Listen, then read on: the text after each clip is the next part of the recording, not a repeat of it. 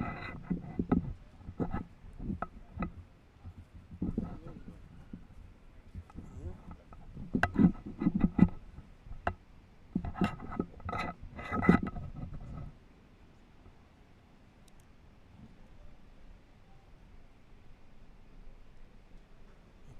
ready? Yeah, we are ready.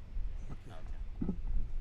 Well, as I said yesterday, I went to Juba, South Sudan, as an envoy of IGAD. President Ruto had spoken to President Museveni of Uganda, Prime Minister Abiy of Ethiopia, and President Omar Gele of Djibouti. This is because of the deteriorating security situation in South Sudan. So I went to Juba and had a meeting with the President Salva Kiir of the South Sudan in his office. You know that recently the first vice president, Mr. Riek Machar, has been put under house arrest. Him and his wife and a number of other people. This is what concerned the leadership in the region. The situation in South Sudan is explosive and can explode any time. So I had a lengthy discussion with President Kiir, who told me about challenges they're facing, that there was a killing of a general and about 10 other people in the town of Nasir in the Upper Nile. And this is what they're actually investigating. And because of this, he said that Vice President Dr. Riek Machar had been placed under house arrest as they continue with their investigations. From Juba, I asked to be allowed to talk to Dr. Machar, but they were not able to allow me to see him.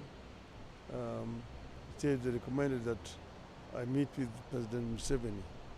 So from Juba, I went to Entebbe.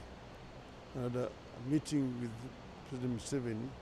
I reported to him what I had found in South Sudan. And after lengthy discussions, he said he was going to get in touch with President Kiir. So we agreed that I would go back to Juba later. So I've come back here, and I just want to say that it is a work in progress.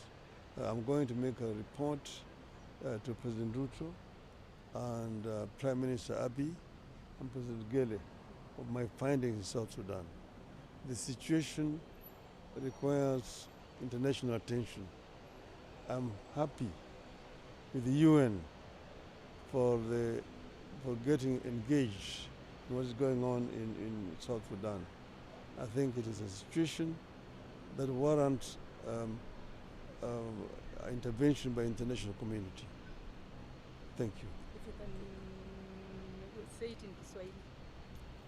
Maybe before that, first, is it that Machar is linked to the killings of the general and the 10 other people? And also, when are you going back to Juba for the other negotiations? They have not said that Riek is involved. They're saying that some of his supporters, but it is said that some militia who are linked to him, but they have not actually made a direct connection between him and the killing of the general. So we hope that they're going to finalize this matter as quickly as possible. They say that when I go back to Juba, they will allow me, but I've said I will only go back to Juba if they allow me to meet with Dr. Riek. And I don't want to tell you right now when I'm going to go back to Juba.